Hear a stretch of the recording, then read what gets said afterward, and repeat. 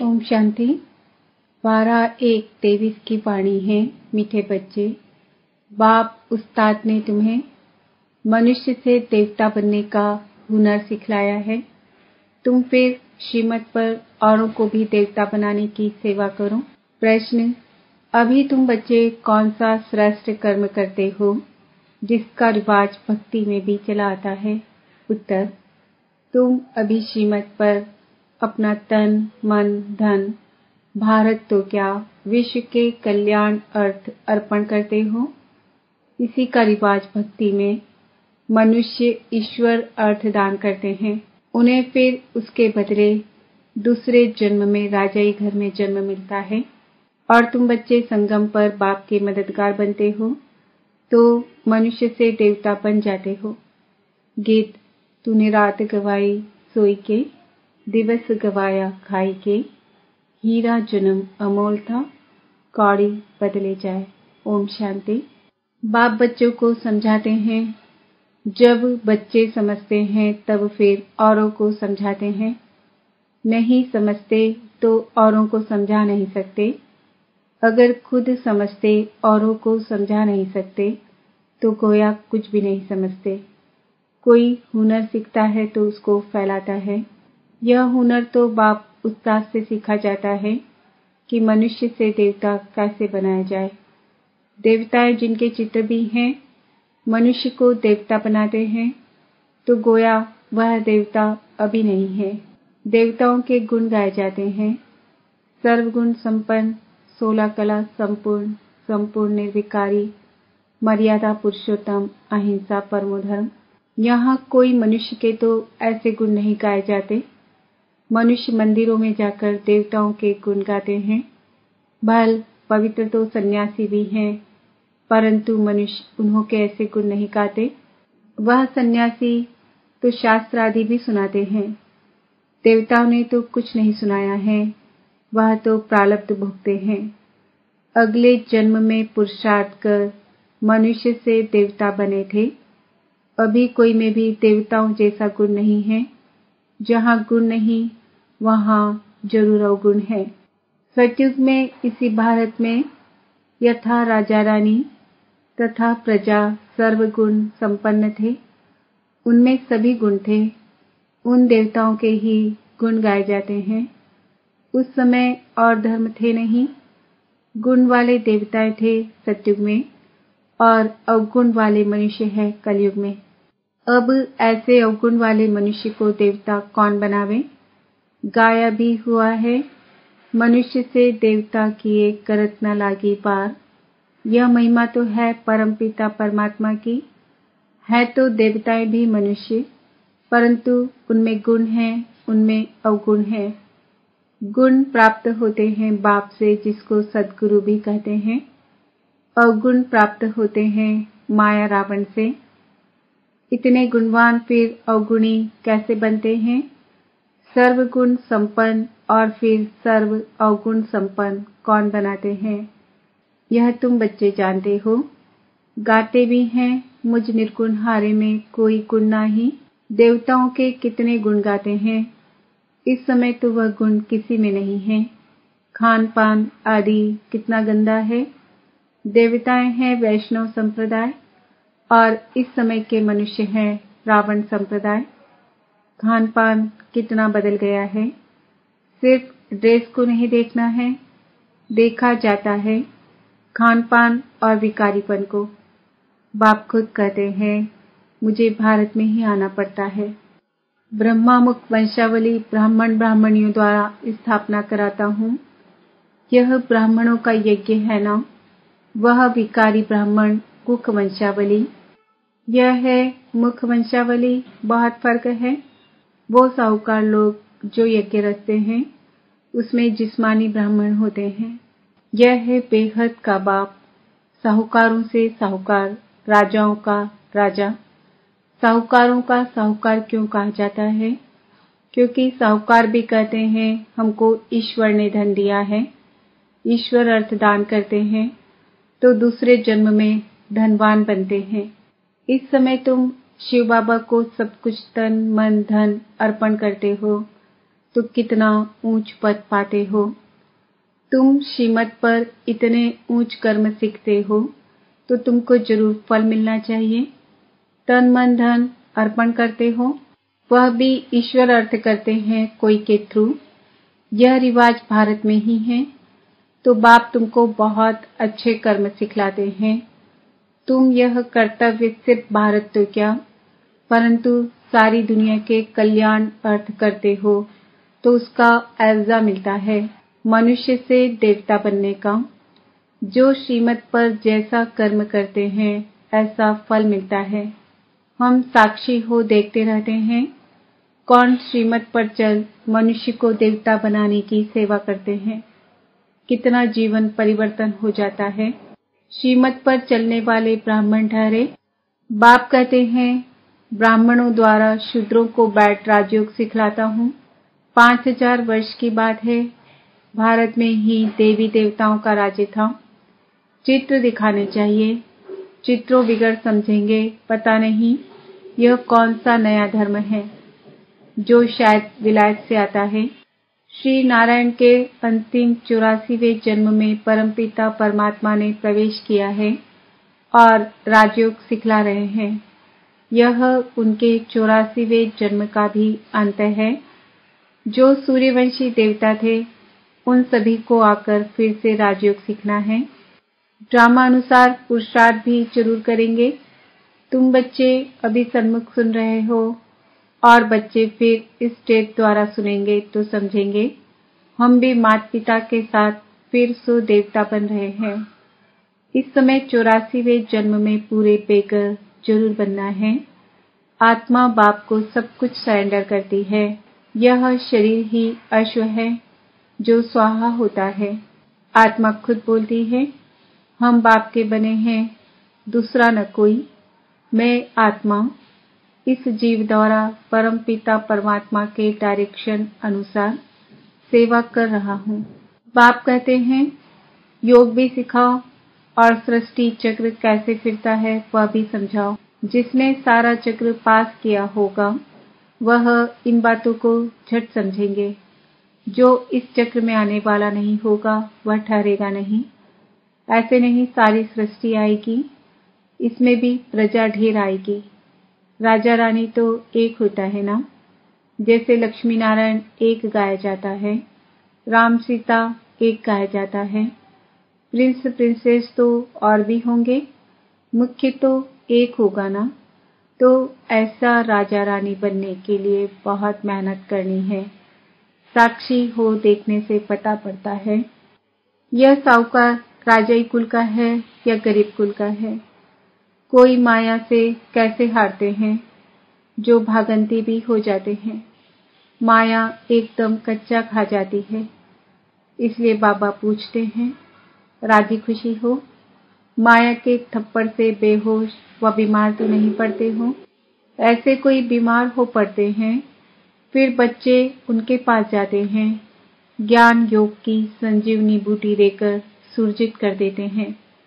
ज्ञान और योग में न रहने कारण माया एकदम कला काया चट कर देती है। श्रीमत छोड़ मनमत पर चल पड़ते हैं, माया एकदम बेहोश कर देती है। वास्तव में संजीवनी बूटी यह ज्ञान की है, इससे माया की बेहोशी उतर जाती है। यह बातें सभी इस समय की है। सीताएं भी तुम हो। राम आकर माया रावण से तुमको छुड़ाते हैं, जैसे बच्चों को सिंध में छुड़ाया। रावण लोग फिर चुरा ले जाते थे, अभी तुमको फिर माया के चंबे से सबको छुड़ाना है।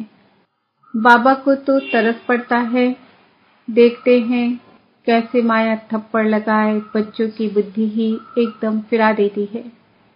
राम से बुद्धि फिर रावण की तरफ कर देती है। जैसे एक खिलौना होता है, एक तरफ राम एक तरफ रावण। इसको कहा जाता है आश्चर्यवत पाप का बनंती, फिर रावण का बनंती। माया बड़ी दुस्तर है, चूहे मुआफिक काट कर खाना खराब कर देती है। इसलिए श्रीमत कभी छोड़नी नहीं है। कठिन चढ़ाई है ना। अपनी मत माना रावण की मत, उस पर चले तो बहुत गुटखा खाएंगे। बहुत बदनामी कराते हैं। ऐसे सभी सेंटर्स पर हैं, नुकसान फिर भी अपना करते हैं। सर्विस करने वाले रूप पसंद छिपे नहीं रहते। देवी राजधानी स्थापन हो रही है, इसमें सभी अपना अपना पार्ट जरूर बजाएंगे। दौड़ी लगाएंगे तो अपना कल्याण करेंगे। कल्याण भी एकदम स्वर्ग का मालिक। जैसे माँ बाप तख्त नशीन होते हैं तो बच्चों को भी होना है। बाप को फॉलो करना है, नहीं तो अपना पद कम कर देंगे। बड़े बड़े साहूकार लोग लक्ष्मी नारायण का मंदिर बनवाते हैं, परंतु यह किसको पता नहीं है कि यह कब आए, इन्होंने भारत को कैसे सुखी बनाया, जो सभी उन्हों को याद करते हैं। तुम जानते हो कि मंदिर होना चाहिए एक दिल वाला का, यह एक ही काफी है। लक्ष्मी नारायण के मंदिर से भी क्या होगा, वह कोई कल्याणकारी नहीं है। शिव का मंदिर बनाते हैं, वह भी अर्थरहित। उनका ऑक्यूपेशन तो जानते ही नहीं। मंदिर बनावे, ऑक्यूपेशन को न जाने तो क्या कहेंगे। जब स्वर्ग में देवता हैं तो मंदिर होते नहीं। जो मंदिर बनाते हैं उन्हों से पूछना चाहिए, लक्ष्मी नारायण कब आए थे, उन्होंने क्या सुख दिया था, कुछ समझा नहीं सकते। इससे सिद्ध है कि जिनमें अवगुण है वह गुणवान के मंदिर बनाते हैं। तो बच्चों को बहुत सर्विस का शौक होना चाहिए। बाबा को सर्विस का बहुत शौक है। अच्छा, मीठे मीठे सिक्किल दे बच्चों प्रति माता पिता बाप दादा का याद प्यार और गुड मॉर्निंग। रूहानी बाप की रूहानी बच्चों को नमस्ते। हम रूहानी बच्चों की रूहानी बाप दादा को याद प्यार गुड मॉर्निंग नमस्ते ओम शांति। यहाँ सभी बैठे हैं, समझते हैं कि हम आत्माएं हैं, बाप बैठा है। आत्म अभिमानी हो बैठना इसको कहा जाता है। सभी ऐसे नहीं बैठे हैं कि हम आत्मा हैं, बाबा के सामने बैठे हैं। अब बाबा ने याद दिलाया है तो स्मृति आएगी, अटेंशन देंगे। ऐसे बहुत है जिनकी बुद्धि बाहर भागती है। यहाँ बैठे भी जैसे कि कान बंद है, बुद्धि बाहर में कहाँ न कहाँ दौड़ती रहती है। बच्चे जो बाप की याद में बैठे हैं वे कमाई कर रहे हैं। बहुतों का बुद्धि योग बाहर में रहता है, वह जैसे कि यात्रा में नहीं है। टाइम वेस्ट होता है। बाप को देखने से भी बाबा याद पड़ेगा। नंबरवार पुरुषार्थ अनुसार तो है ही, कोई कोई को पक्की आदत पड़ जाती है। हम आत्मा हैं, शरीर नहीं है। बाप नॉलेजफुल है तो बच्चों को भी नॉलेज आ जाती है।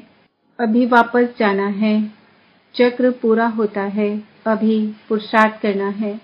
बहुत गई थोड़ी रही, थोड़ी भी अब जाए। इम्तिहान के दिनों में फिर बहुत पुरुषार्थ करने लग पड़ेंगे। समझेंगे अगर हम पुरुषार्थ नहीं करेंगे तो नापास हो जाएंगे, पद भी बहुत कम हो जाएगा। बच्चों का पुरुषार्थ तो चलता ही रहता है। देह अभिमान कारण विकर्म होंगे, इसका 100 गुना दंड हो जाएगा, क्योंकि हमारी निंदा कराते हैं। ऐसा कर्म नहीं करना चाहिए जो बाप का नाम बदनाम हो। इसलिए गाते हैं, सतगुरु के निंदक ठौर ना पावे। ठौर माना बादशाही, पढ़ाने वाला भी बाप है।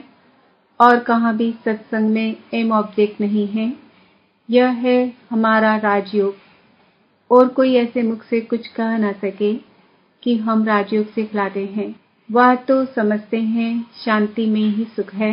वहाँ तो न दुख न सुख की बात है, शांति ही शांति है। फिर समझा जाता है इनकी तकदीर में कम है। सभी से तकदीर ऊंची उनकी है जो पहले से पाठ बजाते हैं। वहाँ उनको ये ज्ञान नहीं रहता, वहाँ संकल्प ही नहीं चलेगा। बच्चे जानते हैं हम सभी अवतार लेते हैं, भिन्न भिन्न नाम रूप में आते हैं। यह ड्रामा है ना। हम आत्माएं शरीर धारण कर इसमें पाठ बजाती हैं। वह सारा राज बाप बैठ समझाते हैं। तुम बच्चों को अंदर में अतीन्द्रिय सुख रहता है, अंदर में खुशी रहती है। कहेंगे यह देही अभिमानी है। बाप समझाते भी हैं, तुम स्टूडेंट हो, जानते हो हम देवता स्वर्ग के मालिक बनने वाले हैं। सिर्फ देवता भी नहीं, हम विश्व के मालिक बनने वाले हैं। यह अवस्था स्थायी तब रहेगी जब कर्मातीत अवस्था होगी। ड्रामा प्लान अनुसार होनी है जरूर। तुम समझते हो हम ईश्वरीय परिवार में हैं, स्वर्ग की बादशाही मिलनी है जरूर। जो जास्ती सर्विस करते हैं, बहुतों का कल्याण करते हैं, तो जरूर ऊंच पद मिलेगा। बाबा ने समझाया है, यह योग की बैठक यहाँ हो सकती है। बुद्धि में ज्ञान धारण होना चाहिए, हम आत्मा हैं, उनका यह अकाल तख्त है। आदत पड़ जानी चाहिए, हम भाई भाई हैं, भाई से हम बात करते हैं। अपने को आत्मा समझ पाप को याद करो तो विकर्म विनाश हो जाए। अच्छा, मीठे मीठे रूहानी बच्चों को रूहानी बाप दादा का याद प्यार, गुड नाइट और नमस्ते।